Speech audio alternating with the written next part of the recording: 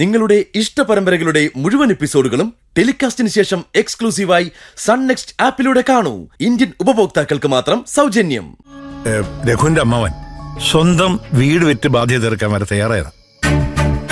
എന്നിട്ടും ഇങ്ങനെ സംഭവിച്ചാല് ആർക്ക് എന്ത് ചെയ്യാൻ പറ്റും? ഞങ്ങൾക്കൊന്നും ചെയ്യാൻ പറ്റില്ല. നിങ്ങൾ ഇങ്ങോട്ട് വരുന്നെന്ന് അറിയിച്ചപ്പോ ക്യാഷ് ഇന്ന് കിട്ടുമെന്ന് ഞങ്ങളും കമ്പനിയിൽ വിളിച്ച് പറഞ്ഞു. നിങ്ങൾ ഞങ്ങളോട് പറയും പോലെ ഞങ്ങൾക്ക് കമ്പനിയിൽ മാറ്റി പറയാൻ പറ്റില്ല. അല്ല, ഞാൻ നിങ്ങളോടൊപ്പം കമ്പനിയിൽ വന്ന് ആരുമായിട്ട് വേണമെങ്കിലും സംസാരിക്കും. തരാനുള്ള പണത്തിന് ഞാൻ ഗ്യാരണ്ടി തരാം.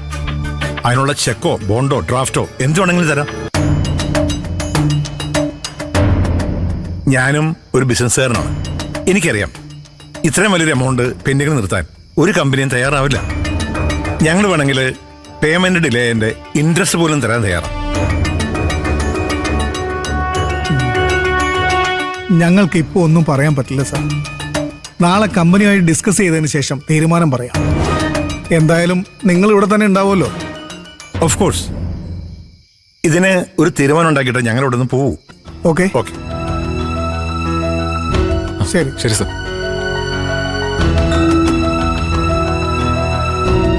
ശരി.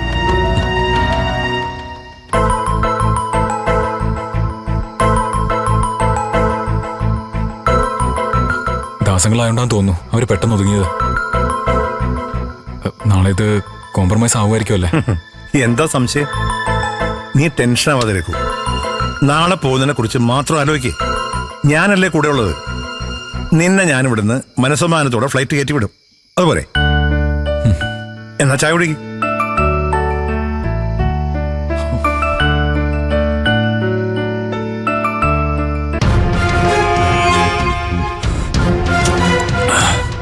തെറ്റായിപ്പോയി. ഞാനൊരു കാര്യം തീരുമാനിച്ചിട്ട് എന്റെ അമ്മ അതിനെതിരെ പ്രവർത്തിച്ചത് വലിയ തെറ്റായിപ്പോയി.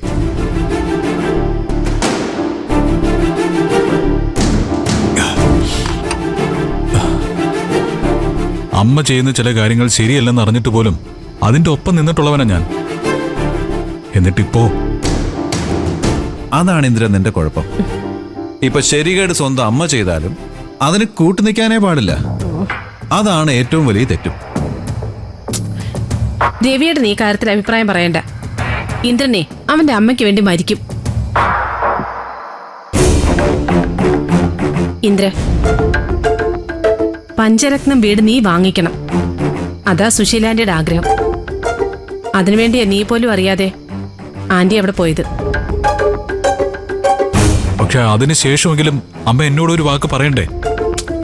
അത് കുഴപ്പമില്ല ഇന്ദ്ര. നീ അതറിയാതെ പോയതുകൊണ്ട് അനുപമയുടെ സ്റ്റാൻഡ് എന്താണെന്ന് മനസ്സിലാക്കാൻ കഴിഞ്ഞില്ലേ? ശ്യാമിന്റെ 24 കോടി കിട്ടിയ ഇന്ദ്രനും അമ്മയും കൂടി അവിടെ പോയി ആ വീട് വിലയ്ക്ക് വാങ്ങിക്കണം. എന്നിട്ട് അനുപമയോട് കൂടെ വരുന്നുണ്ടോ എന്ന് ചോദിക്കണം.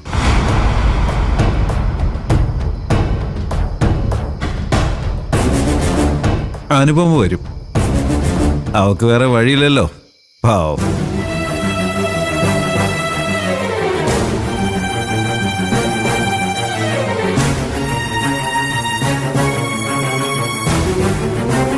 ഇന്ദ്രന്റെ വീട്ടിലെ ഏറ്റവും നല്ല 2 മനുഷ്യര് അനുപമയും സത്യനുമാ. അവര് സത്യസന്ധരും ഹൃദയമുള്ളവരുമാ. അപ്പൊ ബാക്കിയുള്ളവരൊക്കെ ഹൃദയം ഇല്ലാതെയാണോ ജീവിക്കുന്നത്? ആ, ഹൃദയം എല്ലാവർക്കും ഉണ്ട്. പക്ഷെ പലരും പല രീതിയിലാന്ന് മാത്രം. രവിയേട്ടാ മതി. നിങ്ങളെ ഇപ്പൊ തന്നെ ഓവറാ. ഇതിനാണോ നിങ്ങൾ ഇന്ദ്രനെ ഇങ്ങോട്ട് വിളിച്ചു വരുത്തിയത്? പക്ഷെ അതിന് ഞാൻ തെറ്റൊന്നും പറഞ്ഞില്ലല്ലോ. മദ്യം കഴിച്ചാൽ ചില സത്യങ്ങൾ ഞാൻ പറയും. അതെന്റെ ഒരു വീക്ക്നെസ്സാ. എപ്പോഴെങ്കിലും സത്യം വിളിച്ചു പറഞ്ഞില്ലെങ്കിൽ മനുഷ്യൻ എങ്ങനെ മനുഷ്യനാവും? പക്ഷേ നിങ്ങൾ ഈ ചെയ്യുന്നതൊക്കെ ഉണ്ടല്ലോ, അതൊക്കെ വലിയ തെറ്റാ.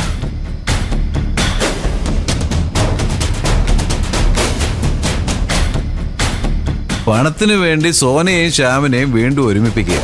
പണമില്ലാത്തതിന്റെ പേരില് ആ പാവം അനുപമയെ സങ്കടപ്പെടുത്തുക. എന്നിട്ട് അവൾ ഒഴിവാക്കാൻ നോക്കുക. എടാ, ഒന്നും അല്ലെങ്കിൽ നിന്റെ കുഞ്ഞിന്റെ അമ്മയല്ലടാ അവള്. രവി, സൂക്ഷിച്ച് സംസാരിക്കണം. അനുപമയെ ഞാൻ ഒഴിവാക്കാൻ നോക്കാണെന്ന് തന്നോട് ആരാ പറഞ്ഞേ? അതൊക്കെ എനിക്കറിയാം ഇന്ദിര. എടാ തന്റെ അമ്മ പറഞ്ഞ ആ പാവ അനുപമയെ ഒഴിവാക്കുകയും ചെയ്യും, വേറൊരുത്തെ കെട്ടുകയും ചെയ്യും. ഹ, എടാ മനസാക്ഷി എന്ന് പറഞ്ഞൊരു സാധനം ഇല്ലേടാ. നീ ഇത്ര നന്ദി കേട്ടവനാണോടാ? എടാ എന്റെ അമ്മ പറഞ്ഞിട്ടാ നിനക്ക് ഞാൻ എന്റെ ഓഫീസിൽ ജോലി തന്ന പോലും. അതിനെ എതിർത്ത സത്യൻ നിനക്ക് നല്ലവൻ അല്ലടാ. ഞാനും എന്റെ അമ്മയും മനസാക്ഷി ഇല്ലാത്തവർ അല്ലടാ. ഇന്ദ്ര വിട്. മദ്യം തിരക്കി പിടിച്ച ഈ മനുഷ്യന് ഭ്രാന്താ. രവിട്ട രവിട്ട നിങ്ങൾ വന്ന് കിടക്ക്. ബാക്കിയൊക്കെ നമുക്ക് നാളെ സംസാരിക്കാം. വാ ഇന്ദ്ര, നീ എവിടെ ഇരിക്കെ. ഞാനേ രവിയുടെ മുറിയിൽ കൊണ്ടേ കിടത്തിട്ട് വരാം. എടി അത് എവിടുത്തെ മര്യാദയടി? എന്നെ മുറിയിലേക്ക് പറഞ്ഞയച്ചിട്ട് നിനക്ക് അവനെ സൽക്കരിക്കണായിരിക്കും അല്ലേ? അല്ല അതൊക്കെ ശരിയാണോ ഇന്ദിര? ഹർഷ, ഇനി ഞാൻ ഇവിടെ നിന്നാ ശരിയാവില്ല. ഇവനുള്ള മറുപടി ഞാൻ നാളെ കൊടുത്തോളാം. ഇന്ദ്ര പ്ലീസ് ഇന്ദ്ര നിക്ക്. പോവല്ലേ, ഞാൻ പറയുന്നത് കേക്ക്.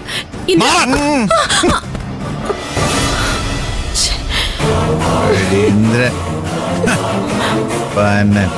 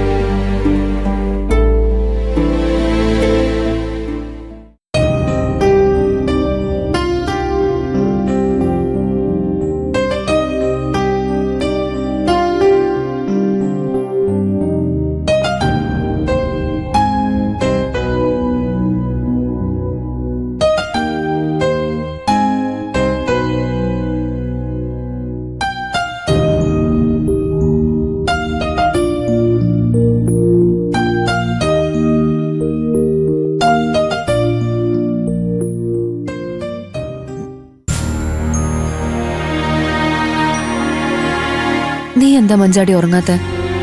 നിനക്കെന്താ പ്രശ്നം? ചേച്ചി ഉറങ്ങില്ലല്ലോ. ഈ മുറിയില് കുഞ്ഞുങ്ങളല്ലാതെ വേറെ ആരും ഉറങ്ങിയിട്ടില്ല.